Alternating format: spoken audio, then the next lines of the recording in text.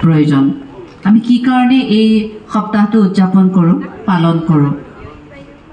আমি এই প্ৰতিষ্ঠানত প্ৰশিক্ষণ ল'বলৈ আহি দুবছৰৰ পাছত এখন ডিপ্ল'মালৈ গুচি যাওঁ হয়তো ইয়াত অংশগ্ৰহণ কৰা গোটেই 100% 100% প্ৰশিক্ষাৰ্থীয়ে পাছলৈ গৈ বিদ্যালয়ত কাম নকৰিবও পাৰে কিন্তু এই দুটা বছৰত আমি ইয়াত যিখিনি কথা শিকি যাওঁ যিখিনি অভিজ্ঞতা আমি আহৰণ কৰি যাওঁ সেইখিনিয়ে কিন্তু আমাক ভৱিষ্যত জীৱনত যিকোনো সময়তে যিকোনো ক্ষেত্ৰতে সমাজ উন্নয়নত যথেষ্ট সহায় কৰে সেই গুৰুত্বটো সদায় আমি মনত ৰাখি যদি এই দুবছৰ আমি ইয়াত পাৰ কৰিবলৈ চেষ্টা কৰোঁ ভৱিষ্যতে হয়তো আমাক বহুত সহায় কৰিব আৰু এজন শিক্ষক হ'বলৈতো যিখিনি প্ৰয়োজন এই দুবছৰত সকলো ধৰণৰ তেনেকুৱা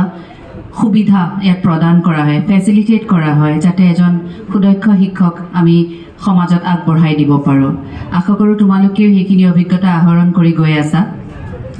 বিদ্যালয় সপ্তাহৰ এই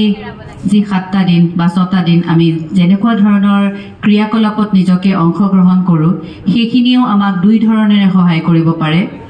প্ৰথম কথা হ'ল আমি বিদ্যালয়তে এৰি অহা সেই কাৰ্যসূচীবিলাকত আকৌ নিজকে নিয়োজিত কৰিব পাৰোঁ নিজক আমি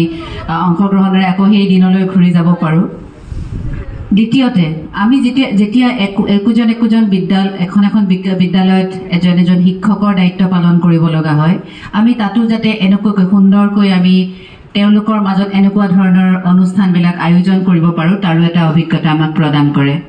সকলোৱে জানে আমি আমাৰ শিক্ষকসকলে হয়তো কৈয়ে আহে অল ৰাউণ্ড ডেভেলপমেণ্ট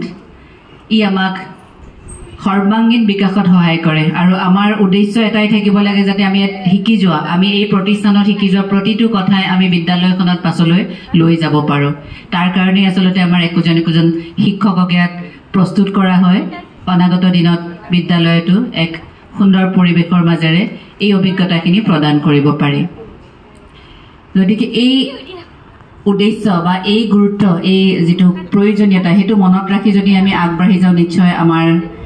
দুয়োটা দিশতে আমাক সহায় কৰিব নিজৰ ব্যক্তিগত দিশত আৰু সমাজৰ কাৰণে কৰিব পৰা শিক্ষক এজন হৈ সমাজৰ বাবে কৰিব পৰা দিশতো আমাক সহায় কৰিব আজি আৰু ইয়াতকৈ দীঘলীয়া নকৰোঁ এইখিনি সকলোৱে জনা কথা কেৱল এবাৰ উনুকিয়ালোঁ তোমালোকেও জানা কেৱল অকণমান আকৌ মনলৈ আনি লৈছোঁ আজি এটা সুন্দৰ দিন আমি 7টা দিন অতিবাহিত কৰাৰ পাছত আজি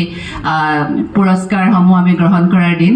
সকলোকে শুভেচ্ছা জনাইছোঁ অনাগত দিনতো এনেকৈ তোমালোকে খুব সুন্দৰকৈ সকলো অনুষ্ঠান পালন কৰা পাতি যোৱা আৰু দুয়োখন প্ৰতিষ্ঠানেই যাতে এনেকৈ সহযোগিতাৰে আগবাঢ়ি যায় তাৰে কামনা কৰিছোঁ পুনৰবাৰ ধন্যবাদ জ্ঞাপন কৰি সামৰিছোঁ থেংক ইউ